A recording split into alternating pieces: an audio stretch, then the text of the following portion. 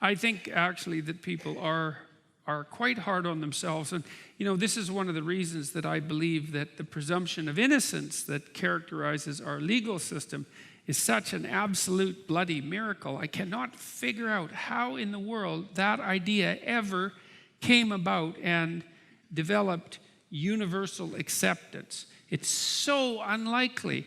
If you deal with people in a clinical setting and they're somewhat depressed, which is not uncommon, and they've done something that they are guilty about, independent of whether they've done something that they feel guilty about, independent of whether they're actually guilty, they tend to take themselves apart.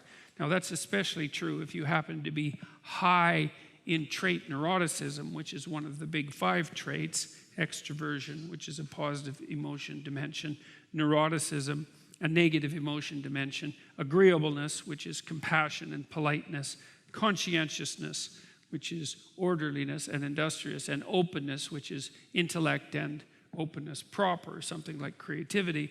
If you're higher than normal in neuroticism, it's very easy to take yourself apart if you're feeling guilty about something that you've done. And many people will feel guilty about what they've done at the drop of a hat. I mean, first of all, they accuse themselves of their own shortcomings. And then if they are accused by someone else, it's often very, very difficult for them to mount their own defense, to believe in their own innocence.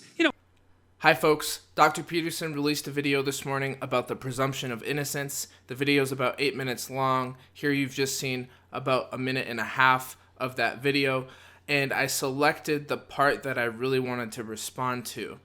And this is about how hard we as human beings can be on ourselves, some more than others.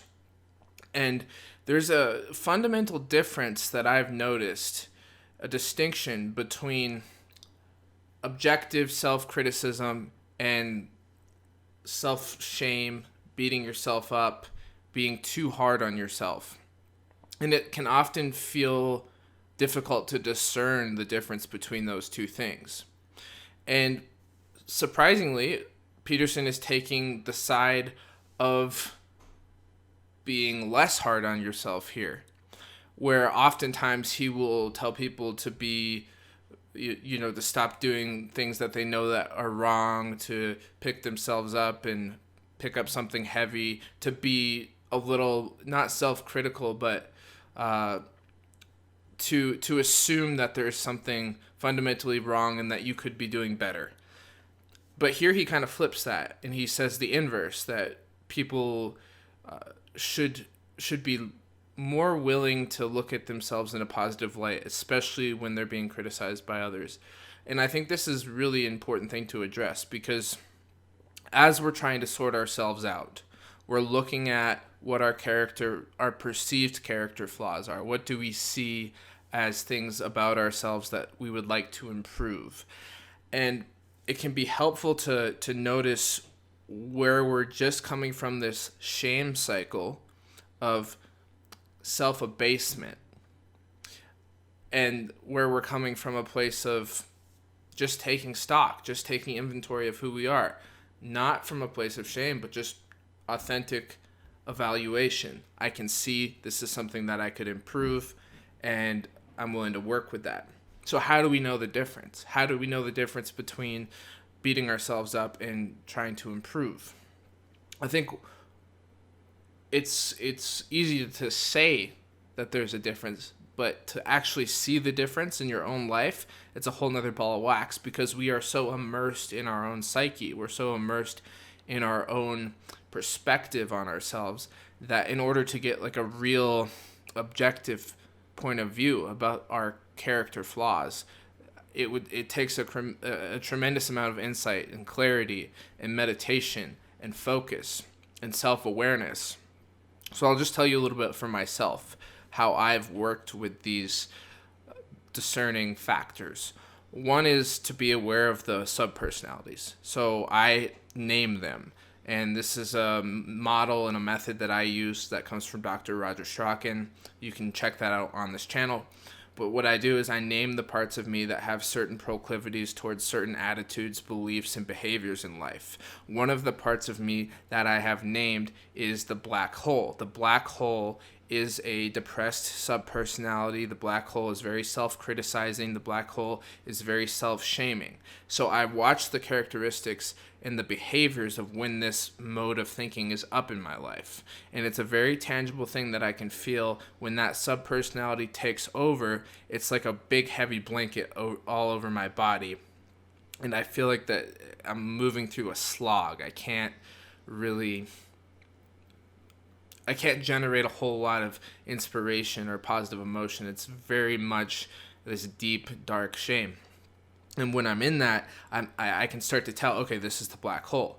And because I've observed this cycle in my life, I know when the black hole is speaking, it doesn't really have anything to say that is based on truth. It's mostly based on wanting to devour everything inside of me and wanting me to be left a shell of myself. So I don't listen to that part of me as far as giving me advice on what my flaws are, what my positive strengths are. So that's one way that I start to discern the difference, because I have other parts of me that can look at myself and say, hey, just like a good parent or a good mentor, hey, I really like what you're doing. Here's where you're doing great, and here's where you could improve. And so the way that I discern the difference between self-criticism and honest evaluation that could sometimes be constructively criticizing is there's always more positive overview in the honest evaluation, whereas the self-criticism is actually right down to the core of who I am. I'm not valuable. So it takes me down all the way to the core of my being. But honest evaluation doesn't go after who you are. It fosters who you are. It honors your potential. It looks at it. It says, wow, look at this potential you have. Here's how you could fulfill it even more. And here's where you're getting in your own damn way. And here's how you could get out of your way. Let go of these things that are making you weak, or let the dead wood burn off, as Dr. Peterson says. So I hope that this was a helpful video. And for those of us out there who do have a hard time with self-criticism, I hope that you can start to try to discern the difference between when you're being overly critical and shaming and when you're honestly trying to improve. And again, just to recap, the fundamental insight for me is honest improvement comes with an overall honoring of who I am, a true compliment to my potential. And the feedback might sting a little bit because it stings when we realize that we have to grow in certain areas, but it won't come after the fundamental basis of my being. It won't try to shackle me in shame. So go watch the full video on Dr. Peterson's channel. Support his ventures. You know, he's doing amazing work. We really rely on his content a lot on this channel. Also, we'll leave a link in the description. You know, his wife Tammy was just recently, I think yesterday, in a surgery, a very serious surgery. So send your prayers, your love, and I hope you all have a wonderful day. Thank you for tuning in to Sorting Myself Out. Hit that like button, hit that subscribe button. We've got donating options in the description as well if you feel like supporting this channel. I wish you all the best.